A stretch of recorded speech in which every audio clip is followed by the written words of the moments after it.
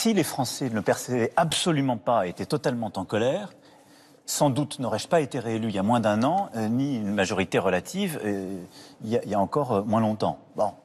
68% des Français ressentent de la colère. Quelquefois, lorsqu'on a des doutes, il suffit d'écouter Emmanuel Macron. Et ce mec-là, il est tellement arrogant, il est tellement à côté de ses pompes, qu'à chaque fois qu'il parle, t'as qu'une seule envie, c'est de prendre ton drapeau et de partir direct en manif. La CGT parle de mobilisation record avec 3,5 millions de manifestants. Pour la police, ce sont 1,89 million de personnes qui ont défilé contre la réforme des retraites. Première cible des casseurs, les bâtiments publics. Ici à Lorient, la sous-préfecture est la cible de jets de pierre et de fumigènes. Un feu de poubelle déclenche alors un incendie dans le commissariat attenant. 12 policiers sont légèrement blessés. Je suis pas pour les casseurs. C'est vrai que c'est pas mon truc en soi, mais là je comprends en fait cette espèce de, comment dirais-je, de violence. Il y a des casseurs, souvent venus de l'extrême gauche, qui veulent mettre à bas l'État, tuer des policiers. Aucune volonté de tuer les forces de l'ordre, nous on est juste en opposition de fait avec eux. C'est-à-dire que nous on a des volontés révolutionnaires, eux c'est la force contre-révolutionnaire effective. Donc de fait, l'amitié est plutôt faible entre nous, mais il n'y a personne qui veut tuer les flics. Hein. Des policiers accusés de brutalité, avec des scènes quotidiennes d'intimidation diffusées sur les réseaux sociaux.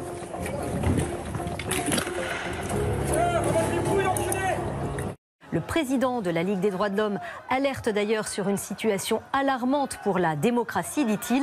Vous parlez de la Ligue des droits de l'homme, je ne connais pas les subventions données par l'État, mais effectivement je pense que ça mérite d'être regardé dans le cadre des actions qu'ils ont pu mener. La seule période de l'histoire où la Ligue a été ainsi entravée, la LDH, la Ligue des droits de l'homme, c'est la période de Vichy. La mairie de Bordeaux en feu. Des manifestants ont incendié le porche du bâtiment avec des flammes de plusieurs mètres de haut. Ceux qui ont mis le feu à la porte à Bordeaux sont sans doute d'extrême droite. Merci madame. Et vous ne l'avez pas dit à cette occasion. Non.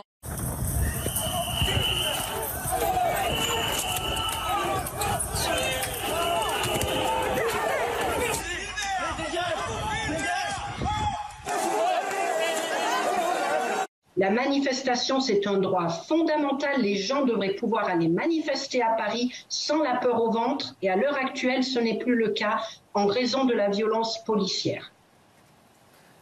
Elle se trompe, elle exagère, elle a raison. Ce sont des propos qui peuvent... nous sommes dans une émission sérieuse, donc qui peuvent avoir un caractère un peu insultant. Qu'est-ce qui vous fait peur? La brutalité, la mauvaise foi.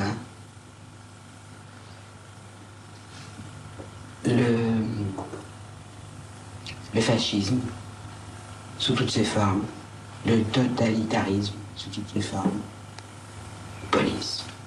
Efface ton sourire, efface ton sourire, efface ton sourire, efface ton sourire. Tu la fermes ou tu veux la deuxième?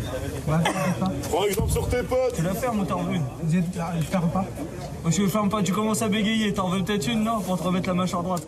C'est moi qui t'ai mis la balayette en première. Je peux te dire, si tu veux revenir dans la rue, travaille ton cardio, mon grand. T'as traversé la rue, t'étais oxy. Ouais, moi je suis chaud. Hein. T'inquiète, ta petite tête, on l'a déjà en photo. T'as juste à te repointer dans la rue prochaine manif. Je peux te dire que nous, les têtes, on est vachement figés, on les retient. Mais t'inquiète pas que la prochaine fois qu'on vient, tu monteras pas dans le car pour aller au commissariat. Tu vas monter dans un autre truc qu'on appelle ambulance pour aller à l'hôpital. La commissaire aux droits de l'homme du Conseil de l'Europe s'est alarmée d'un usage excessif de la force envers les manifestants mobilisés contre la réforme des retraites, appelant la France, je cite, à respecter le droit de manifester.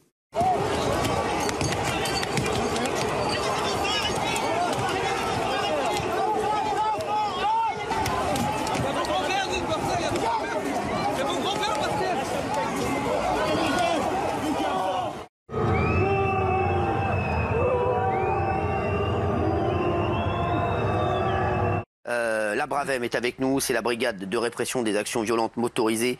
Ce sont des brigades mobiles constituées de binômes à moto qui interviennent à Paris notamment lors de manifestations.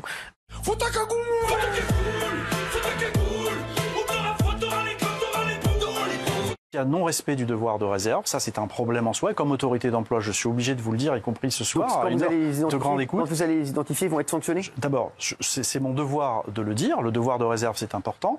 Et quand vous convoquez, quand vous avez un fonctionnaire, non, mais vous avez un fonctionnaire qui a été révoqué, monsieur Hanouna, et qui parle au nom de la Bravem, pour moi c'est un problème.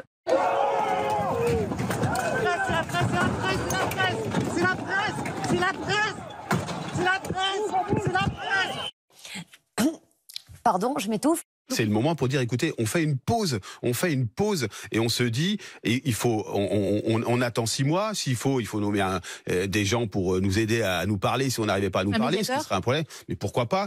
Je remercie Laurent Berger de son esprit de responsabilité et de sa volonté d'apaisement que je partage. Ensuite, j'ai moi-même mercredi indiqué notre disponibilité à avancer sur des sujets comme l'usure professionnelle, les fins de carrière, les reconversions, l'évolution des carrières, les conditions de travail, les rémunérations dans certaines branches. Normalement, tous ces sujets-là, ça devrait être dans la réforme des retraites. Donc on a mis la charrue avant les bœufs. Donc je suis à la disposition de l'intersyndicale si elle souhaite venir me rencontrer pour avancer sur tous ces sujets.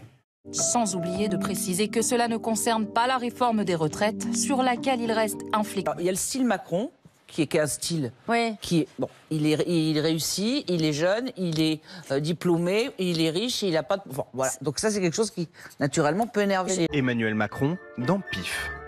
Aujourd'hui paraît une interview donnée le 20 février dernier par le président au jeune lecteur du magazine qui fête ses 75 ans. Olivier Dussopt chez Tétu. Et bientôt, Marlène Schiappa en une de Playboy. Quand je vois des exemples comme celui-là, ceux-là, assez frappants, je pense toujours à ce livre de Guy Debord sur la société du spectacle, qui dit à un moment donné, un jour, le vrai ne sera plus qu'un moment du faux. Et donc, le vrai ne sera plus qu'un moment du faux. Explication ? Ça veut dire qu'à un moment donné, vous ne savez plus où on vous parle d'informations, donc de choses vraies, ou si c'est un divertissement, quelque chose dont on peut rire, dont on peut s'amuser autour d'un plateau. La vérité, elle fâche en fait. Non, je m'en bats les... pas de vérité. Il n'y a pas de vérité. Ça sert à rien de... Je te dis qu'il n'y a pas de vérité. Lors d'un concours organisé par Sony, le photographe allemand Boris Eldachsen a remporté un prix grâce à ce cliché. Il refuse finalement la récompense et avoue qu'il n'a jamais pris cette photo puisqu'elle a été générée par l'intelligence artificielle. L'objectif de l'artiste était d'ouvrir le débat sur les images créées par l'IA qui sont maintenant d'un réalisme à s'y méprendre. Les progrès de l'intelligence artificielle effraient même les experts. Ils sont plus de 1300 à avoir signé une pétition réclamant une pause dans le développement de logiciels comme le robot conversationnel ChatGPT. Parmi eux, Elon Musk et Steve Wozniak, cofondateur d'Apple. Ils appellent à un moratoire de 6 mois, le temps de mettre en place des systèmes de sécurité et de surveillance plus puissants qui permettraient de distinguer le réel de l'artificiel et de se préparer à des perturbations économiques et politiques. Le texte évoque des risques majeurs pour l'humanité. There's like a set of very bad outcomes. One thing I'm particularly worried about is that these models could be used for large-scale disinformation, for offensive cyber attacks. A thing that I do worry about is we're not going to be the only creator of this technology. There will be other people who don't put some of the safety limits that we put on it. Regardez l'indice S&P 500 hier, on voit bien le mini crash, la descente en forme de V, et aussi absurde que ce soit, tout part de Twitter hier et de cette photo. Un montage photo qui laisse penser à une explosion sur le Pentagone, le siège de la défense américaine. Une explosion au Pentagone, ça rappelle évidemment le 11 septembre. Le sujet principal, c'est la guerre climatique. Ça veut dire quoi, c'est pas le sujet principal? Ça veut dire que c'est pas la réforme des retraites? Non, le sujet principal, après la pandémie, c'est la guerre climatique, c'est de se mettre tous en axe pour la gagner. C'est ça qui nous sauvera la vie. À côté d'elle, les maisons semblent minuscules et bien fragiles.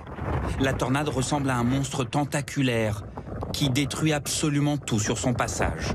Cette étude a montré que jusqu'à une température en moyenne annuelle, des températures diurnes, c'est-à-dire des températures mesurées pendant la journée, jusqu'à 32 degrés, on a une quantité de carbone sur la forêt qui est à peu près stable.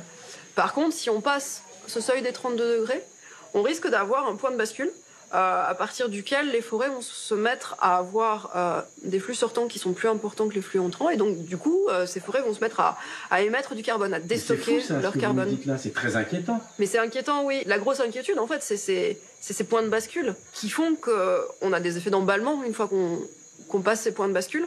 Non mais pourquoi? Allez, pourquoi il fait ça? Il croit en lui? Qu'est-ce qu'il fait? Un saut périlleux arrière? Tout le monde est choqué. En quelques heures seulement, le départ de feu s'est transformé en un immense incendie, semblable à ceux observés en plein été. Le nuage de fumée ne cesse de grossir dans la pointe sud des Pyrénées-Orientales. Les flammes ont atteint les maisons. La France, comme d'autres pays, est poursuivie devant la justice européenne pour son inaction climatique. À l'origine, la plainte d'un ancien maire d'une commune du nord de la France menacé par la montée des eaux. Voilà à quoi pourraient ressembler nos futures frontières en 2050. D'après les experts, l'eau devrait encore monter d'une trentaine de centimètres. Cela modifierait complètement la côte ouest. Une ville comme Rochefort pourrait devenir une île, l'île d'Oléron, un archipel, dans moins de 30 ans. 5 départements encore sous la menace des crues. Le niveau de plusieurs cours d'eau va monter la nuit prochaine. À Saintes, en Charente, la cote d'alerte est largement dépassée. Dans le nord, c'est l'intégralité des Flandres qui se retrouverait sous le niveau de la mer. Les habitants du Pas-de-Calais accablés par les crues, des dizaines de milliers ont reçu une alerte pour les prochaines heures, leur demandant de se réfugier en hauteur et de couper l'eau, le gaz et l'électricité. Le ministre de l'Intérieur reconnaît que toutes les prévisions ont été dépassées. Aux 13h, avant d'en venir à l'actualité du jour, on s'est donc posé cette question. Quand il pleut, vaut-il mieux marcher ou courir pour se mouiller le moins possible? Vas-y, envoie Nassima, balance. Non, balance pas. Vas-y. Vas-y. Voilà l'un des types de projets qui cristallisent les tensions. Une méga bassine de 10 hectares. L'équivalent de 10 terrains de football, destinés à stocker de l'eau puisée dans les nappes phréatiques afin d'irriguer les cultures quand les précipitations se raréfient. 75% des nappes phréatiques restent à des niveaux inférieurs à la normale. On a des solutions pour l'agriculture. Les solutions pour l'agriculture, on les connaît. Ça peut être la diversification des cultures. Ça peut être, est-ce qu'on n'a pas des espèces qui sont plus résistantes au manque d'eau? Ça peut être l'agroforesterie, c'est-à-dire vous mettez des arbres fruitiers dans un champ de céréales. Il va chercher l'eau en profondeur. En plus, il fait de l'ombre, il coupe le vent, il crée de l'humus. Vous avez tout ce qui est une irrigation raisonnée. Est-ce qu'on a vraiment besoin d'irriguer tout le temps? Est-ce qu'on ne peut pas regarder quelle est l'humidité des sols? Quel est le manque d'eau de la végétation? Agricole français. Ce que vous dites, ça a l'air de bon sens. 6% des agriculteurs sont en train de s'accaparer l'eau dans le département des Deux-Sèvres ou de la Vienne, comme on est. Mais c'est scandaleux. L'eau du robinet est-elle dangereuse pour notre santé? Une enquête d'experts révèle qu'elle est contaminée dans bien des cas par des résidus de pesticides interdits. Cela concernerait un tiers de l'eau. Cet après-midi, le site de Sainte-Soline prend des airs de champ de bataille. Une pluie de projectiles d'une rare intensité. Pierres, mortiers d'artifice, cocktails Molotov. Le groupe de manifestants progresse et incendie des véhicules de gendarmerie.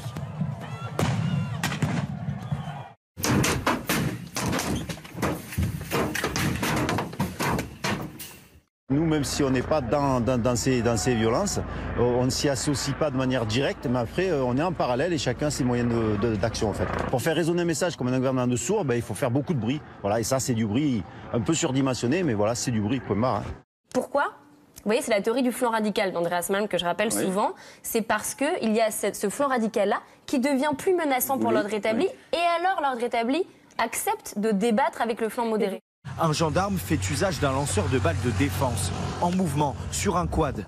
Tir non réglementaire selon plusieurs observateurs. Ça donnait quoi la tactique du gendarme? Oula. La tactique du gendarme. Ouais. C'est qui le responsable de là, on fera les comptes ce soir. Un manifestant victime d'un traumatisme crânien est entre la vie et la mort. 47 gendarmes ont été blessés, dont 2 grièvement. Non, aucune arme de guerre n'a été utilisée par les forces de l'ordre à Sainte-Soline. Ces 2 munitions sont pourtant bien classées en catégorie A2, du matériel de guerre. À Sainte-Soline, les gendarmes vont en tirer plus de 5000, presque autant que de manifestants. Voici le moment où le blessé est évacué par hélicoptère dans un état grave. Il se serait passé plus de 3 heures entre les premiers appels au secours et son transfert. Selon les organisateurs et des observateurs de la Ligue des droits de l'homme, les forces de l'ordre n'ont pas laissé le SAMU accéder à la zone, officiellement parce qu'elle n'était pas sécurisée. La répression que l'État est obligé d'engager pour empêcher une expression citoyenne, je crois qu'on marche sur la tête. J'ai donc décidé d'engager la dissolution des soulèvements de la terre. que je proposerai après contradictoire à un prochain Conseil des ministres. Ah, ça fait énormément parler. Ça, qui est d'accord, s'il vous plaît, la question, elle est simple. Qui est d'accord avec Gérald Darmanin, qui ne l'est pas? Oui, Géraldine, tu es d'accord, bien sûr. Oui, bien sûr, c'est du fascisme vert. Ils sont très très dangereux, ils veulent juste casser du flic. Nous sommes tous des éco-terroristes. Est-ce qu'il essaie de maintenir l'ordre quand il envoie 3000 gendarmes au feu pour protéger un trou vide? Et quand il y a 5 mégabassines qui ont été interdites par la justice en France, qui sont aujourd'hui protégées par des agriculteurs, au mépris du droit donc et de la démocratie. Et là, Gérald Darmanin ne fait rien. J'ai une question, c'est où s'arrête le militantisme et où commence le crime?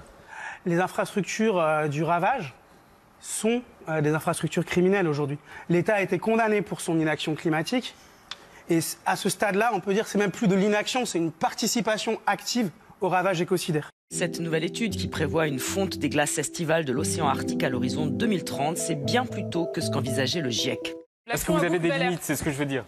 Là, on voit une image de l'action à Bouc-Bel-Air, donc qui n'est pas une action des soulèvements de la Terre, mais qu'on a relayée. Lafarge, hein, oui, c'est ça, c'est l'usine Lafarge pour laquelle les militants, malheureusement, là, il y a 15 militants qui ont été arrêtés par les services antiterroristes. Ouais, mais je deviens fou! Ouais, je deviens complètement taré! Être hors la loi, est-ce que ça fait partie de l'ADN de votre organisation? Oui. Mais en fait, si on prend l'exemple de l'affaire Jolsim, par exemple, elle a été condamnée plus de 100 fois aux États-Unis pour ses infractions à la réglementation environnementale. Elle a été condamnée pour financement du terrorisme. Alors autant l'écoterrorisme, c'est un fantasme, autant le fait que l'affaire Jolsim a financé Daesh, c'est une décision de justice. 800 millions d'oiseaux ont disparu en Europe ces 40 dernières années. Un effondrement documenté par des chercheurs, en cause l'agriculture intensive, mais aussi le changement climatique. Animaux, ça repart. Un mammifère? Un ver de terre, un serpent, un lombric, une chenille. Un mille-pattes, non? C'est pas mille-pattes? Attendez, Antoine. C'est quoi pour vous le colibri? Je sais plus. C'est un oiseau. Oh merde! La mobilisation était en repli pour cette 10e journée de manifestation contre la réforme des retraites. Ils étaient 740 000 à défiler selon la police, 2 millions selon la CGT. L'explosion de violence redoutée n'a pas eu lieu.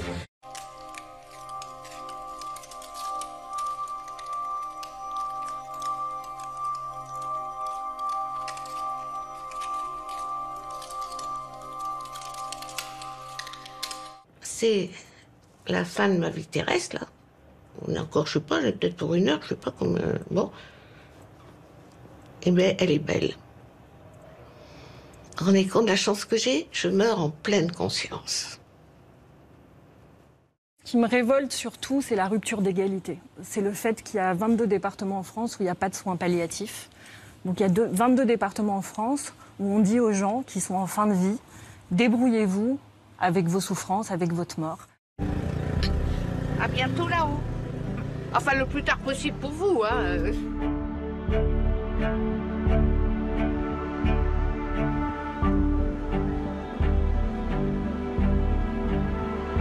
Je trouve ça très grave parce que ça porte atteinte à 2 des 3 valeurs de notre devise républicaine, qui est la question de l'égalité, donc il y a une rupture d'égalité, et la question de la fraternité. Or, c'est bien quand même en fin de vie, là où on perd son autonomie, ses amis, parfois sa tête, qu'on a besoin des autres. On y va? Oui. Maintenant? Oui. Eh bien, au revoir, Madame Gauthier. Au revoir. Au revoir. Hein. Et un grand merci. Vous m'avez libérée. J'espère.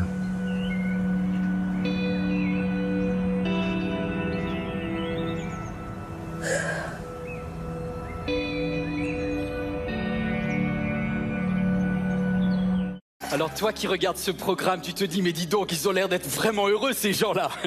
Écoute, laisse-moi te dire que là où il y a le Saint-Esprit, l'Esprit de Dieu, il y a la liberté. Être évangélique, c'est prêcher la bonne nouvelle des Écritures au reste du monde. Comment ce mouvement chrétien fondamentaliste s'est-il imposé dans la politique américaine? Nous avons commercialisé le christianisme. La Bible ne doit pas juste servir le dimanche. Une guerre spirituelle est en cours. Quelles sont les conséquences de cette nouvelle croisade? Donald Trump est en état d'arrestation. L'ancien président américain comparaît devant le tribunal pénal de New York. Une première dans l'histoire. Il est accusé dans une affaire de fraude liée à de l'argent versé en 2016 à une star du porno. Ils ont tous peur de lui parce que c'est un homme puissant, qu'il aime profondément l'Amérique et le peuple américain. C'est un vrai héros et il aime Dieu. Le danger est que la foi s'associe à certains mouvements politiques. Tout ce nationalisme chrétien cherche à gommer la frontière entre la foi et la politique.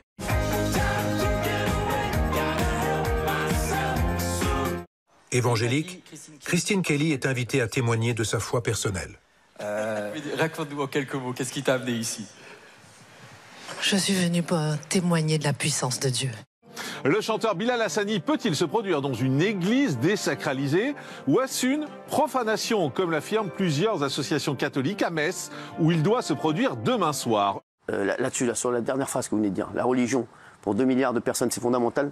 Pour moi, ça l'est. Voilà, je vous le dis. Et c'est pour ça que j'ai beaucoup de mal même avec les blagues sur la religion. Voilà, je le dis tout le temps. C'est vrai que voilà, c'est des choses qui me dérangent énormément. Voilà, je vous le dis. Donc je peux comprendre.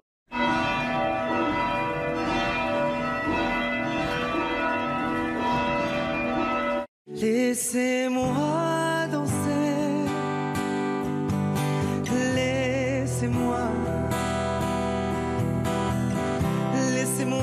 danser, chanter en liberté. Les abords du Conseil constitutionnel sont quadrillés. Les forces de l'ordre ont largement investi les lieux. On est là, voilà. Même si Macron ne veut pas, nous on est là. On peut vous demander de chanter, mais enfin... Le Conseil constitutionnel valide la retraite à 64 ans, principale mesure de la réforme. Nous avons devant nous 100 jours d'apaisement, d'unité, d'ambition et d'action au service de la France. Il vous demande aussi à ce qu'on fasse ça tous ensemble. Vous dites que ce ne sont que des mots et qu'il n'y a rien derrière ce soir? Non mais attendez, vous n'allez pas me poser 4 fois la même question. Je pense véritablement que nous sommes entrés dans une crise qui peut être gravissime. C'est Albert Camus qui disait « Lorsque la démocratie est malade, le fascisme vient à son chevet, mais c'est rarement pour prendre de ses nouvelles. » Depuis plusieurs mois, Claude, 77 ans, avait attaché devant sa maison 2 banderoles. Et sur l'une d'entre elles, il y avait écrit « Macron, on t'emmerde ». Et la réponse que lui, il avait dit qu'il emmerdait les gens. Voilà. On a voté pour lui au départ parce qu'on s'est dit, bon, il faut lui laisser sa chance et tout. Mais on ne savait pas qu'il allait nous emmerder comme ça. Et avec cette banderole, Claude a récolté des ennuis. Le 30 avril dernier, des gendarmes sont venus chez lui pour lui demander de retirer les affiches. J'ai fait ça, j'ai dit, je dirai tout, ne me tabassez pas. Bon, ils l'ont pris sous Comment ils l'ont pris, les gendarmes? Très bien.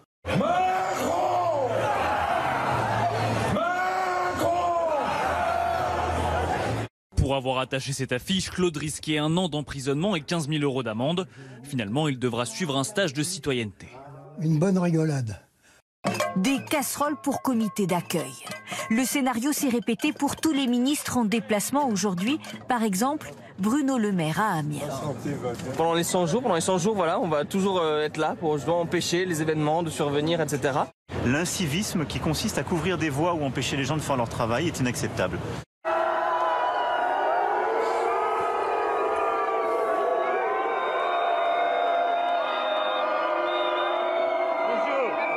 Ce n'est pas les casseroles qui feront avancer la France.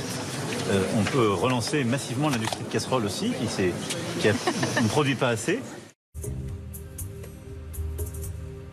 Quoi? Nos confrères de ELAB ont réalisé un sondage hier qui indique que pour 68% des Français, Emmanuel... Vous allez bientôt tomber, vous allez voir. Ah, vous allez tomber de haut.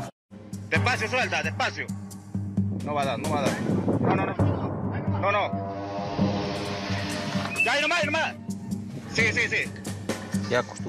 Mais ici, on est habitué à ce genre de situation.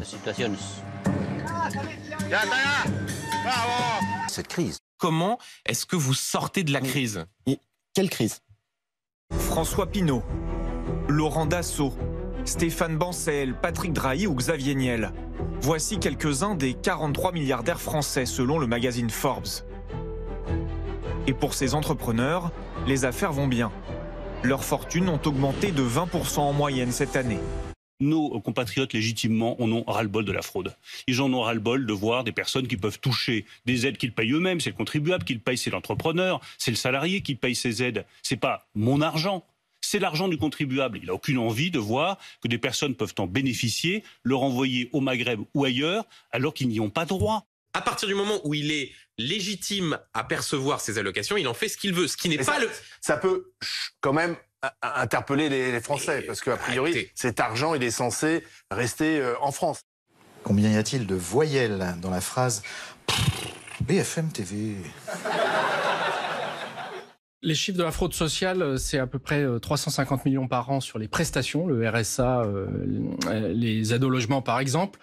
Ça, c'est ce qu'on détecte, mais en réalité, c'est sans doute peut-être quelques milliards, mais pas beaucoup plus. Le syndicat solidaire des finances publiques estime ce matin sur France Info entre 80 et 100 milliards d'euros de fraude fiscale. Bon, vous êtes d'accord, ça envoie du lourd, hein, et c'est pas terminé. L'économiste Gabriel Zucman estime que le montant des avoirs cachés est autour de 8 700 milliards de dollars. Mon cœur, il bat de ouf. Attends, négro, putain. Et je viens de t'appeler négro. Là, je commence à perdre les pédales. Qui c'est qui a fait fonctionner les hôpitaux, les maisons de retraite pendant la crise de Covid? Il y avait beaucoup d'immigrés. C'est qui les personnalités préférées des Français? C'est Kylian Mbappé, c'est Yannick Noah. Ce sont des Français, ce sont des Français. Attention, il y a une différence. Pardon? Ce sont des Français. Oui, non, mais tout à fait, mais ils sont vraiment originaires d'autres pays. Ce sont les fruits de l'immigration. Mbappé, il est né en France. Qu'est-ce qui se passe? Le 1er mai, la fête du travail pour les travailleurs et du quoi pour les Corses. Objectif atteint pour les syndicats à Paris comme en région. Partout, des cortèges fournis et des organisations réunies côte à côte, une première depuis 14 ans. La colère gronde. Travail, famine, pâtes, riz, c'est ce qui nous attend avec Macron. Et elle est dirigée contre un seul homme. Alors attendez, vous allez voir résister. Peut-être que le meilleur moment est à venir. Comme un concert vous de vous rock. hâtez. C'est les rockstars. C'est les Rolling Stones.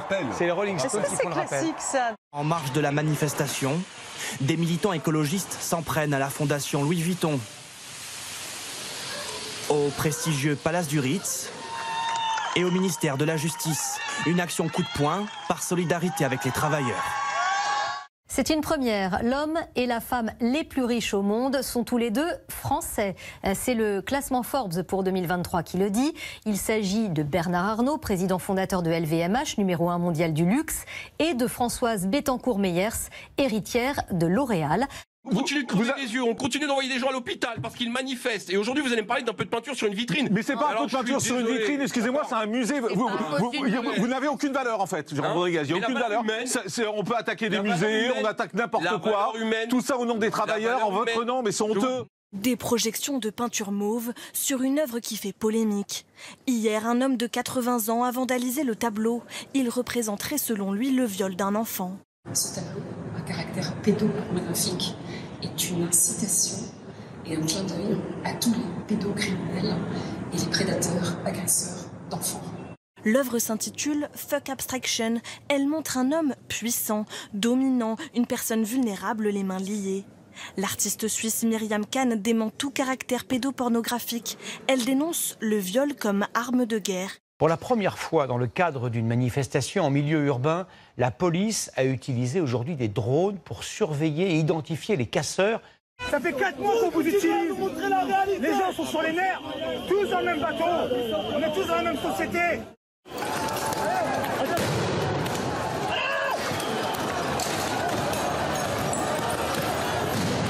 Ces images montrent la violence des affrontements.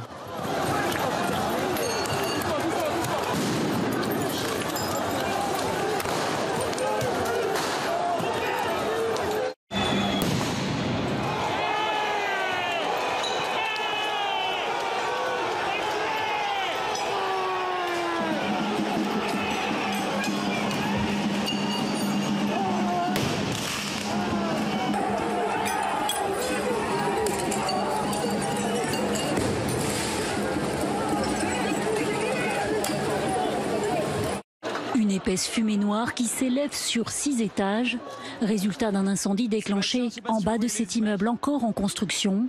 Illustration d'une après-midi sous tension à Paris. En France, il n'y a pas de casse, on n'a rien. Moi, je casse pas, mais si ça continue, on sera obligé de casser, non? Je me rends compte que j'étais trop gentil toute ma vie. J'ai essayé de continuer de l'être aujourd'hui. Sauf que je me rends compte qu'au final, ça vaut rien. Ça vaut rien d'être gentil. Ça vaut absolument rien. Au moment où la police est accusée d'avoir interdit des manifs contre la réforme des retraites et d'avoir sévi violemment, comment des centaines de fascistes ont-ils pu défiler comme ça en toute impunité dans Paris? C'est vrai que les images de ce cortège, elles font froid dans le dos. C'est important d'être là parce que justement, il faut voir quelles sont les personnes qui gravitent autour de ces groupuscules. Et ce qui va se passer, c'est qu'à un moment donné, sur le côté, à gauche, je vais identifier monsieur Axel Lousteau, qui est un proche de Marine Le Pen et qui, en fait, a été trésorier du micro-parti Jeanne, qui a servi au financement des campagnes. Yannick Morez, les députés du Rassemblement national sont restés assis. En France, ce sont les chiffres des services de renseignement sur les 10 derniers attentats politiques déjoués. 1 était lié à l'ultra-gauche, 2 au complotisme et 7 à l'ultra-droite. En décembre dernier, à Paris, un attentat raciste a fait 3 morts dans un centre culturel kurde. Mais le gouvernement se refuse toujours à nommer le problème.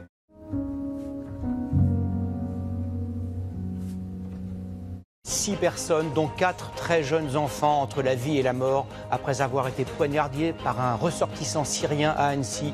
Le mobile terroriste a été écarté par les enquêteurs.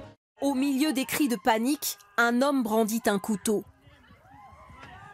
Il vient de crier en anglais au nom de Jésus-Christ et touche son collier avec insistance. Puis il retourne vers le square où il a déjà attaqué des enfants. Un passant tente de s'interposer, le frappe avec son sac, lui court après. Mais l'agresseur regagne l'aire de jeu et se dirige tout droit vers une femme et sa poussette. Il y a quand même de fortes chances que ce ne soit pas un vrai chrétien. De la façon dont il est habillé avec. Vous ne savez rien. Enfin, franchement, on sait pas. Le mode opératoire des chrétiens, c'est pas de tuer comme ça au couteau, c'est des bébés. Il revendique un acte de terreur, quoi qu'on en dise, au nom de Jésus-Christ. Alors là, la vraie question, juridiquement parlant, c'est au nom de Jésus-Christ, ça rentre dans les cases ou ça rentre pas dans les cases de la justice antiterroriste française? Bah visiblement non. A priori, pour l'instant, non. Dans la version française de la série La famille Addams, quel est le prénom répugnant de l'oncle Chauve? Oui, il y a trop d'immigration. Oui, il y a un lien direct entre la violence et l'immigration.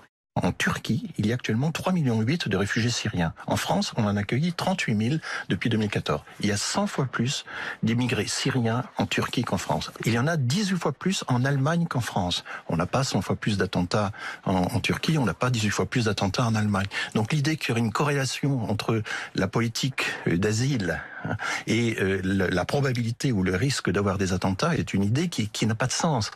Nous croyons dans la croissance, dans les réformes et dans l'efficacité, pas dans l'austérité. Ça me terrifie un petit peu de voir comment j'ai fait pour pas me rendre compte que c'est pas vivable. Sandra et Jérôme sont abasourdis. Devant eux sont exposés les milliers d'objets emmagasinés ces 10 dernières années. Infinite growth in a finite system. In a human body we call it cancer. And yet on Earth we call it progress.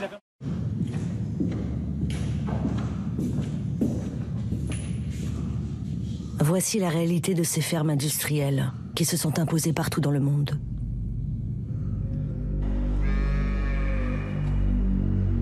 Des lignes horizontales et verticales, du plastique et des grilles en métal. Plus aucun lien avec la nature. Des usines qui fabriquent des animaux. Le déni du réchauffement, c'est principalement chez les jeunes. Il y a 42% des 16-24 ans qui sont climato-sceptiques, 36% des 18-24 qui ne pensent pas que le dérèglement climatique est d'origine humaine. La moitié des lacs et réservoirs du monde perdent de l'eau. Ils se vident, y compris dans les zones humides, en cause, selon une étude, le changement climatique et leur exploitation excessive par les humains. Nous, on a déjà passé beaucoup de réglementations en européen, plus que tous les voisins. On est devant en termes réglementaires les Américains, les Chinois ou toute autre puissance au monde. Moi, j'appelle à la pause réglementaire européenne. 50 points.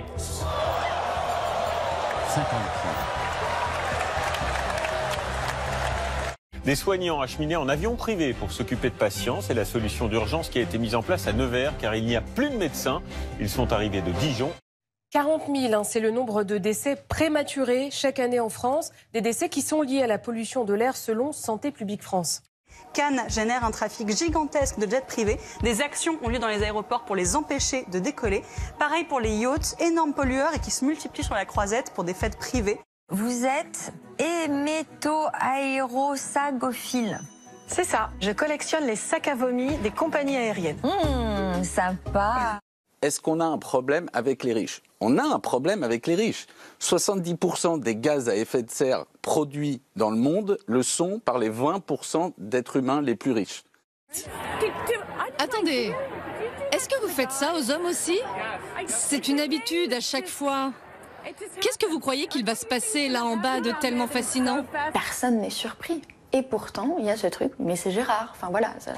Il y a encore une omerta. Oui, il y a une omerta énorme. Et il y a des gens qui permettent que ce soit possible. C'est-à-dire que, oui, tous ces gens qui sont au pouvoir nourrissent le monstre aussi. Moi, je suis un grand admirateur de Gérard Depardieu. C'est un immense acteur. Il a servi les plus beaux textes. Lui aussi, c'est un génie de son art. Complet. Il a fait connaître la France, nos grands auteurs, nos grands personnages, dans le monde entier. Et je le dis en tant que président de la République, mais en tant que citoyen, il rend fier la France. Encore un carnivore, encore un omnivore, encore un qui a tort. My God, it's a predator. Les femmes adorent faire du cheval.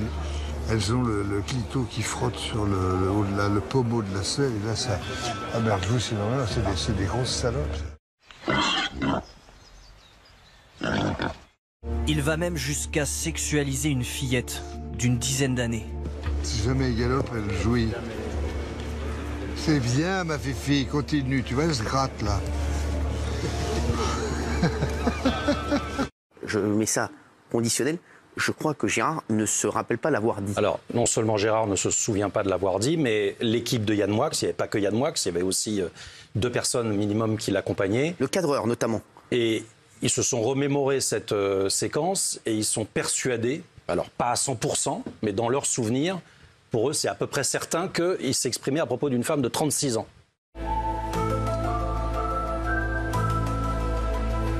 Vous n'avez pas vu ces images? Non, mais j'ai vu les images. J'ai aussi entendu qu'il y avait des polémiques sur les mots qui étaient en décalage avec les images. Tout ça doit être... Non, mais les gens auront à en débattre. Vous vous méfiez des images que vous avez vues? J'entends ce qui a été dit par ailleurs et ce qu'il a, C'est fait dire. dit qu'il ne parle pas d'une petite fille. Oui, voilà. Quand on voit une petite fille sur un en tout cas, moi je sais une chose. C'est que la Légion d'honneur est un ordre dont je suis en effet le grand maître, qui n'est pas là pour faire la morale.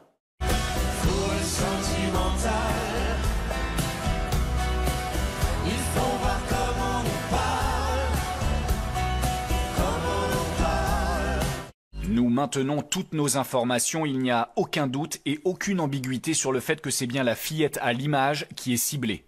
Un nuage de gaz lacrymogène et l'intervention des forces de l'ordre ont fait reculer ces militants, venus pour tenter de bloquer l'accès à l'Assemblée générale de Total. Je pense que les militants du climat, ils sont dans leur rôle d'alerter et de dire qu'il faut accélérer. En ligne de mire notamment, ICOP, un oléoduc en construction sur près de 1500 km en Ouganda et en Tanzanie qui doit traverser des zones naturelles protégées. Au-delà de très bons résultats financiers qui vous ont été présentés, nous sommes en effet aussi fiers des avancées concrètes réalisées en termes de transition énergétique et de réduction des émissions. Qu'en est-il réellement? Le géant a investi 3,2 milliards d'euros par an dans le renouvelable. Le reste, 12 à 15 milliards d'euros par an pour les énergies fossiles. Vous allez blesser des gens. Vous allez blesser des gens. La liberté de passage. Et notre liberté d'avoir une planète, monsieur. Je m'en fous de notre planète. Les actionnaires approuvent à 88% les choix de la direction. L'occasion pour Patrick Pouyanné de répondre aux attaques. La demande de pétrole au niveau mondial est en croissance. Et que si ce n'est pas Total Energy qui répond à cette demande, d'autres le feront à notre place. Pas très classe peut-être, mais voilà un morceau de choix que les copains n'auront pas. C'est une vidéo qui se tourne à Polytechnique en juin dernier, lors de la remise de diplôme de ma promotion. Donc là, c'est les élèves de ma promotion qui sont dans l'amphi. Et en ce moment, c'est Patrick Pouyanné qui est en train de parler. Le patron de Total. Le patron de Total, qui était aussi notre parrain de promotion, donc assez présent à Polytechnique. Et vous lui tournez le dos. Total Energy est à l'origine de 0,8% des émissions mondiales de gaz à effet de serre. C'est plus que celle de la France tout entière. À première vue, il est quasiment impossible de distinguer la rivière qui coule sous la montagne de déchets. Derrière ces ordures pourtant, le Rio Motagua, 486 km qui traverse le Guatemala pour se jeter dans l'océan. Et avec lui, 3% de la pollution plastique mondiale. Il a vraiment le rendu d'un gazon, d'un vrai gazon qui se relève. Ce couple voulait renoncer à sa pelouse d'origine, tout en conservant un paysage garni de verre pour son jardin. De par la sécheresse, l'été dernier, il avait brûlé, il n'y avait pas de rendu, les mauvaises herbes prennent le dessus, donc il fallait prendre une décision. Une transformation des espaces verts qui s'est accélérée. Cette entreprise pose ainsi 2 fois plus de gazon synthétique qu'il y a 5 ans. Un temps ensoleillé, marqué par quelques averses de plastique. Vous ne rêvez pas, c'est un bulletin météo bien réel. Il pleut du plastique. Hier, en une journée, 40 kilos sur la ville de Paris. Et puis le journal Le Monde a repéré la commande géante des services de l'Élysée, la cantine notamment. 130 000 barquettes de cuisson en plastique, 5 000 rouleaux de film alimentaire, des tonnes de plastique plutôt que de réutilisables dans les cantines d'Emmanuel Macron. Vous me donnez la parole et je ne peux me contenter d'évoquer la joie que je ressens. Cette année, le pays a été traversé par une contestation historique, extrêmement puissante, unanime, de la réforme des retraites.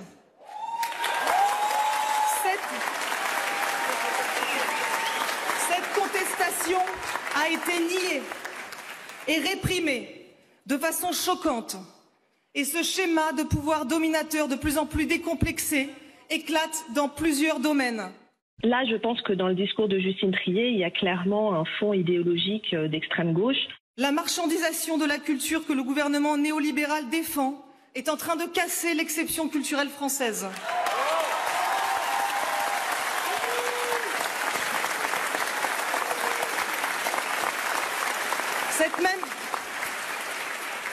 Cette même exception culturelle sans laquelle je ne serais pas là aujourd'hui devant vous. C'est un scandale. Un scandale. Moi, je regarde pas de films, ni de séries. Et tu fais quoi? Je me suis mise à lire. Tu lis, toi? Tu lis quoi? Depuis une semaine. Le planning des sorties de films et de séries risque d'être bouleversé. Après les scénaristes, ce sont les acteurs qui sont en grève à Hollywood. Ils réclament de meilleurs revenus et la garantie de ne pas être remplacés par l'intelligence artificielle. La série s'appelle Deepfake Neighbor Wars. Tout a été fait avec la technologie Deepfake. On a imité leur visage, on a imité leur voix. Et ça donne Kim Kardashian qui se prend le chou avec Idris Elba ou Tom Holland et Nicki Minaj en couple. L'émotion des proches de Lindsay, cette collégienne de 13 ans qui s'est suicidée le mois dernier après avoir été harcelée sur les réseaux sociaux par d'autres adolescents. Près d'1 million d'enfants ont été victimes de harcèlement au cours des 3 dernières années. Cela représente en moyenne 2 élèves par classe au collège. Chers parents, si vous lisez cette lettre, c'est que je suis sûrement parti. Je suis désolé d'avoir fait ça, mais je n'en pouvais plus. Des insultes matin et soir, des moqueries, des menaces. Je n'en peux plus et j'ai envie d'en finir. Aujourd'hui, les parents déposent 4 plaintes contre le directeur de l'établissement, l'Académie de Lille, les policiers initialement en charge de l'enquête, Facebook et Instagram. Je voulais vous dire aujourd'hui que j'ai tout essayé, j'ai tout fait. Et on n'a pas été aidés, on a été lâchés complètement. Aucun soutien, ni avant, ni pendant et ni après. Pour mettre fin à ce fléau, désormais, le procureur sera saisi à chaque signalement. Des cours d'empathie seront donnés dans les écoles. Il y aura un coordinateur et des brigades anti-harcèlement dans chaque établissement. Enfin, les élèves harceleurs pourront être exclus des réseaux sociaux et se voir confisquer leur téléphone. L'INSEE est enfin morte. Cette pute en est enfin allée et nous irons pisser sur sa tombe.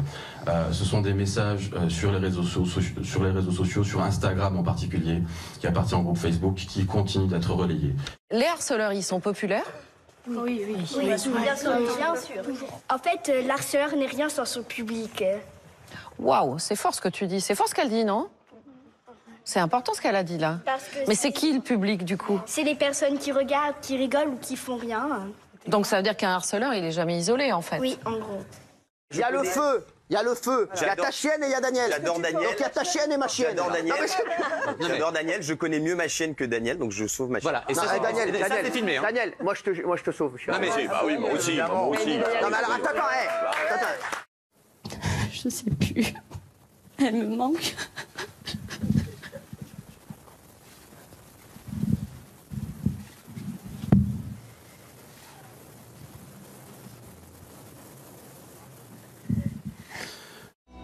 Aux États-Unis, le taux de suicide des adolescentes a augmenté de 65% entre 2010 et 2015, période qui correspond au développement des réseaux sociaux.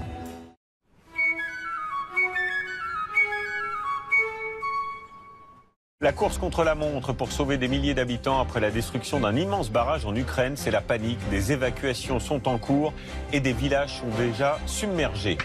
Victoire en 2-7 face à Elina Svitolina qui va aller directement vers sa chaise, sans même un regard, sans même serrer la main de son adversaire biélorusse.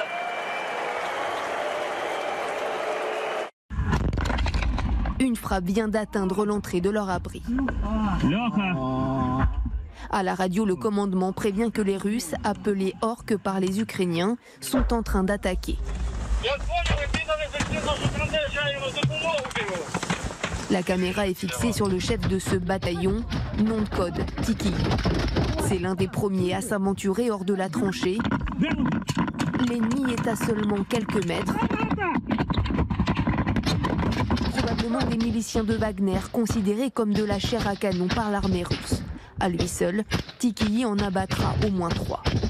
Comme un ultime combat, partout dans le pays, une 14e journée de manifestation contre la réforme des retraites. Ici, à Paris, Nice ou Marseille.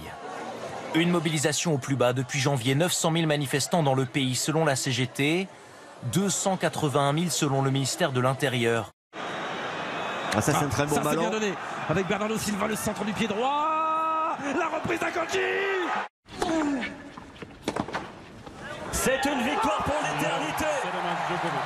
Le plus grand, c'est lui désormais, Novak Djokovic. 7-6. Seul au monde dans la légende du tennis avec 23 titres en Grand Chelem.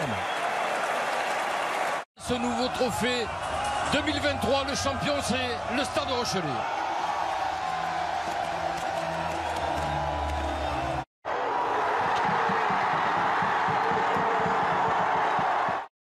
La question est... Non. Jean-Marc Morandini de nouveau devant un tribunal pour harcèlement sexuel à l'encontre d'un jeune comédien. L'animateur avait déjà été condamné en décembre dernier à 1 an de prison avec sursis pour corruption de mineurs. À l'été 2015, Gabriel postulait pour tourner dans la web-série Les Faucons. Et c'est Jean-Marc Morandini qui lui répond. Par mail, il le pousse de plus en plus loin dans ses retranchements. D'abord en lui demandant une vidéo de lui nu, puis une deuxième en érection et une troisième en train de se masturber. Mais c'était pour les besoins de la série. Le thème, c'est la nudité. J'avais besoin de voir jusqu'où il pouvait aller, rétorque l'animateur. C'est assez terrible, c'est-à-dire qu'il vous agressait sexuellement, parce que c'est ce qui s'est passé. Et ensuite, quand il vous ramenait, il restait avec vos parents. C'est ça. Il mangeait avec eux, il buvait un coup. Il buvait l'apéro avec eux. Ouais. Et vous étiez là ? Ouais, j'étais là. Selon la Civise, 160 000 enfants sont victimes d'agressions sexuelles tous les ans. Pour la procureure, cela ne fait pas de doute. Il s'est bien rendu coupable de harcèlement sexuel à l'encontre de Gabriel, un jeune comédien à qui il a réclamé une fellation. L'image du jour. On le sait, l'animateur a été condamné 2 fois pour des faits de nature sexuelle en moins d'1 an, mais à chaque fois il fait appel parce que cela suspend la peine et il reste présumé innocent. Présumé innocent, ce sont les mots choisis par CNews pour justifier de son maintien à l'antenne. Combien était-il à bord de ce bateau de pêche vétuste? Sur ces photos, on voit l'embarcation avant qu'elle ne coule. Le pont est littéralement bondé. Certains rescapés parlent de 750 personnes au total, dont une centaine d'enfants dans la cale du navire. Malgré les risques, il n'y a jamais eu autant de réfugiés et déplacés dans le monde. 110 millions selon le dernier rapport du Haut Commissariat de l'ONU. Il y a quelques jours, il y a eu un naufrage de migrants en Méditerranée. Et à la suite de cette information, il y a eu des messages, je les ai encore, ils sont toujours là, 3 jours après. Les poissons vont se régaler. Des choses comme ça qui sont quand même extrêmement violentes parce qu'il y a des centaines de morts, des gens qui sont désespérés. Ça reste. C'est normal, ça ? Alors, ce que nous trouvons de mauvais goût ou désagréable, est-ce qu'il faut pour autant le censurer ? Le H charognard de la savane qui vit en meute. Hyène ? Oui. Allez, hop, ça y est, c'est fini. Certainement une goutte d'eau, mais c'est symbolique pour nous. Mais voilà, c'est fait et... Voilà. Il se passe rien. Il se passe rien, tout se passe bien. Donc à partir de maintenant, insultez-vous entre vous, mais sans nous. Sans les sacs à merde que nous sommes, sans les collabos gauchias tailleurs de pipe qui puent la merde. Ciao Twitter. Dupont. On est passé. Il est passé. Il est passé. C'est passé. Il est en train de se rattraper, magnifique. L'essai de remettre la main. Lui qui a raté tout à l'heure cette touche et qui a bien de déchirer la défense de La Rochelle. Et puis cette image très partagée aujourd'hui sur les réseaux sociaux, celle d'Emmanuel Macron venu saluer les joueurs dans le vestiaire après leur victoire et qui, sous les encouragements, a bu d'une traite une bouteille entière de bière, cul sec selon l'expression consacrée, même si quel que soit le contexte, vous le savez, il faut boire avec modération. Moi, je ne fais pas de politique, mais Macron, moi, je trouve qu'il a prouvé que c'était un bonhomme comme les autres. Il a bu un coup, moi, je trouve ça, c'est très bien, c'est bien. The San Antonio Spurs select Victor Wembanyama. C'est historique. Victor Wembanyama est devenu cette nuit le premier Français à être choisi en première position de la draft NBA. Tout a commencé avec cette vidéo, hier après-midi tournée en Ukraine. Elle montrerait un camp de la milice Wagner victime d'un bombardement. Des corps jonchent le sol. Les coupables, ce ne seraient pas les Ukrainiens, mais l'armée russe. C'est ce qu'affirme le chef des mercenaires Evgeny Prigojine, alors il menace. Ceux qui ont frappé nos vies aujourd'hui, ainsi que des dizaines de milliers de Russes, seront punis. Mensonges, trahison, manipulation. Bienvenue dans ce jeu délicieusement cruel. Bienvenue dans les traîtres. Les troupes de Wagner progressent.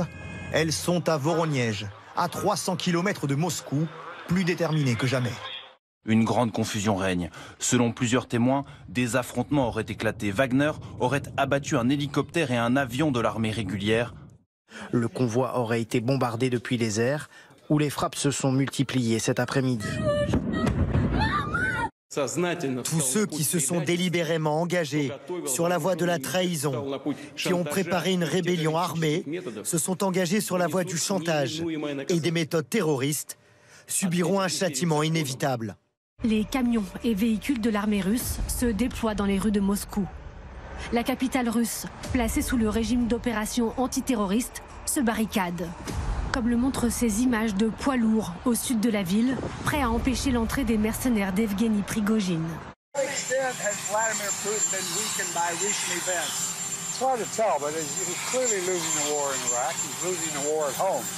Ah, les vacances cet été, on en rêve tous. Alors je vous propose un cadeau qui tombe à point nommé. 4 000 € par mois pendant les 3 prochains mois. Un Français sur 3 ne partira pas en vacances cet été. Le manque de moyens est la première raison invoquée. 365 mètres de long, 20 étages pour un poids de 250 000 tonnes. L'Icône des mers est le nouveau plus gros paquebot au monde. Ce bateau de croisière construit en Finlande pour la compagnie Royal Caribbean pourra transporter près de 10 000 personnes.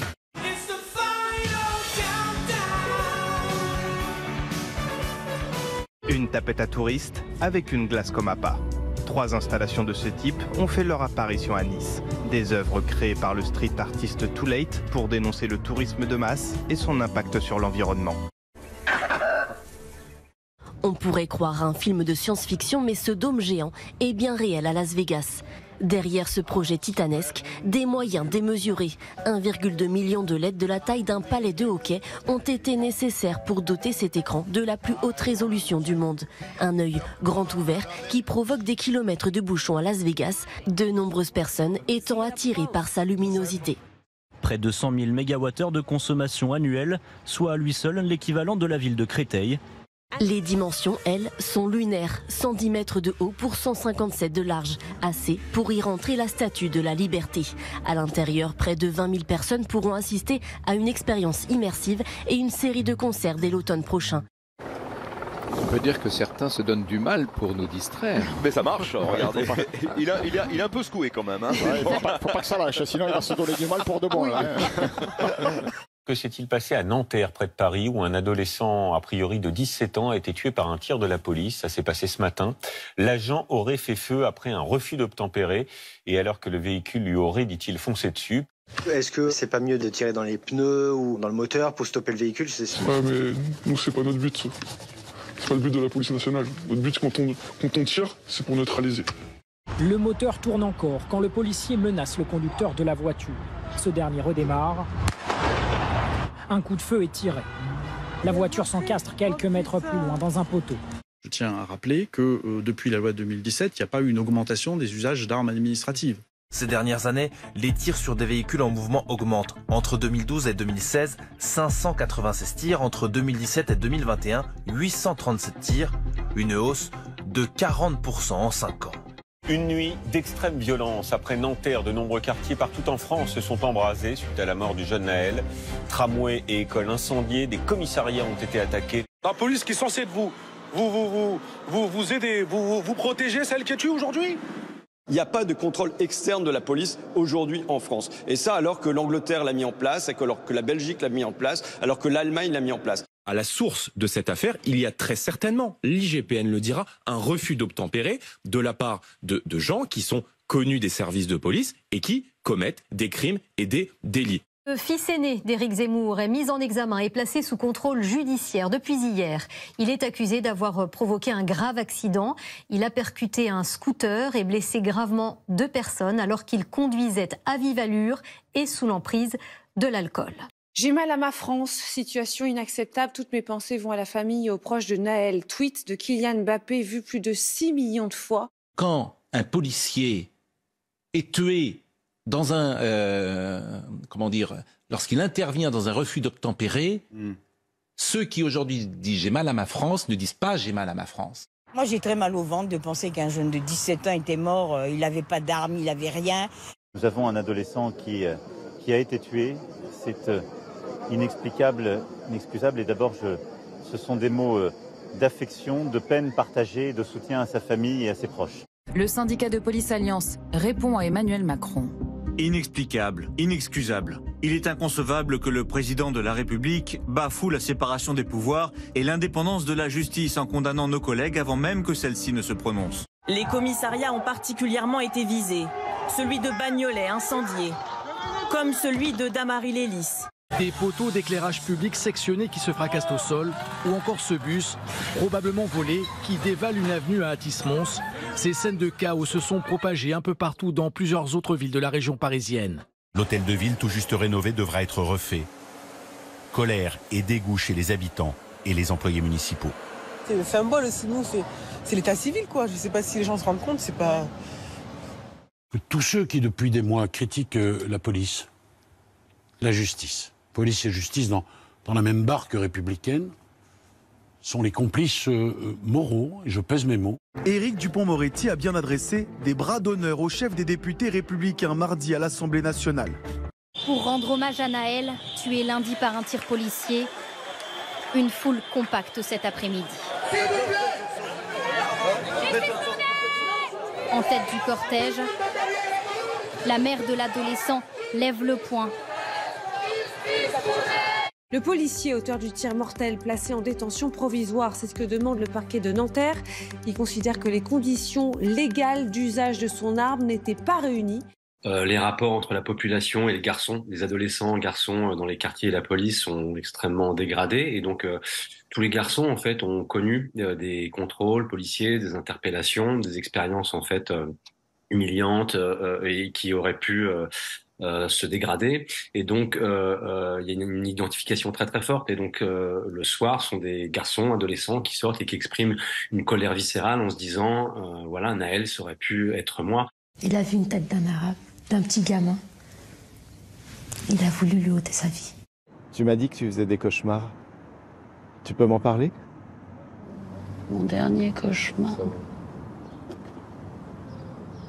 Moi, mon cauchemar, c'était la guerre contre les Noirs, contre les Blancs.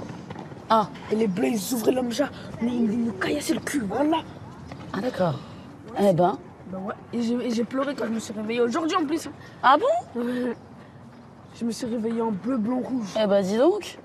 En bleu, blanc, rouge.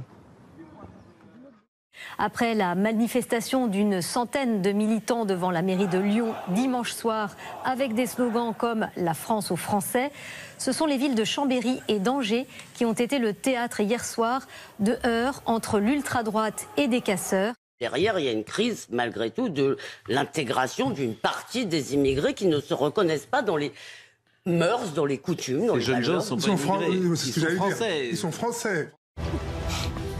J'ai envie de vomir et de tout casser.